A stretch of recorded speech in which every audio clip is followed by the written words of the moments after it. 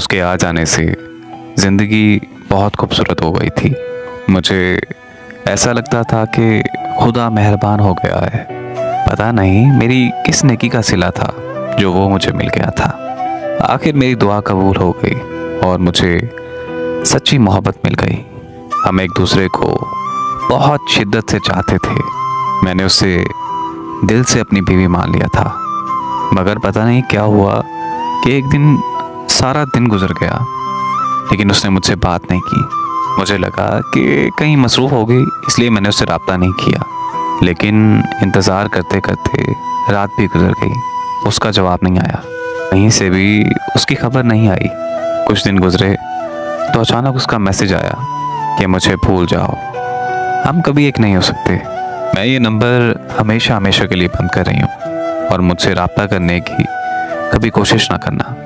मैंने उसे बहुत बार कॉल की लेकिन उसका नंबर बंद आ रहा था। बहुत परेशान था मैं। रोज़ हज़ारों बार कॉल करता था, क्या पता शायद उसका नंबर ऑन हो जाए। मुझे ऐसा लगता था कि सब कुछ ख़त्म हो गया है। मुझे मेरी ज़िंदगी बेमकसद सी लगती थी।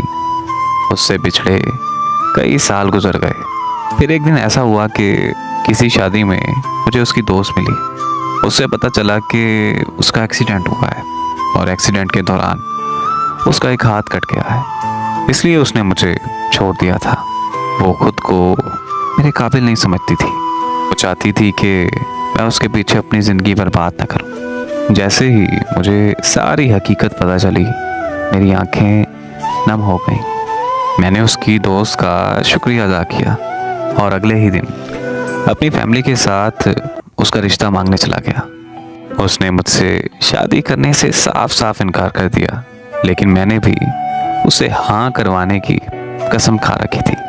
आखिरी बार जब मैं उसके घर रिश्ता मांगने के लिए गया तो मैंने उसे एक बात कही थी। ये बात तुम अपने जहन से निकाल देना कि मैंने तुम्हारे जिस्म से मोहब्बत नहीं की, मैंने तुम्हारी रूह से और तुम्हारे किरदार से मोहब्बत की है। शादी के बाद अगर यही हादसा मेरे साथ होया था तो क्या तुम मुझे छोड़ देती?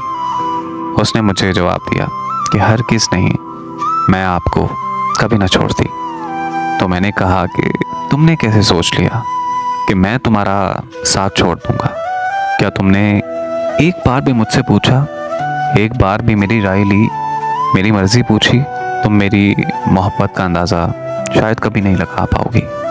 बहुत सी बातें की मैंने उससे और उसकी आंखें नम हो गईं। रोते रोते वो मेरे गले लग गई। मैंने उसकी पेशानी चूमी और उसे ये कहा कि मैं हमेशा तुम्हारे साथ रहूँगा। हाँ, मर गया तो वो अलग बात है, लेकिन जब तक मेरी सांस में सांस है मैं हमेशा तुम्हारा रहूँगा। फिर वो शादी के लिए मान गई और आज अल्हम्दुलिल्लाह से हमारे 2 बच्चे हैं और अल्लाह के करम से हम अपनी ज़िंदगी में बहुत खुश हैं। मेरी दुआ है कि हर मोहब्बत की मंजिल निकाह हो। आमीन।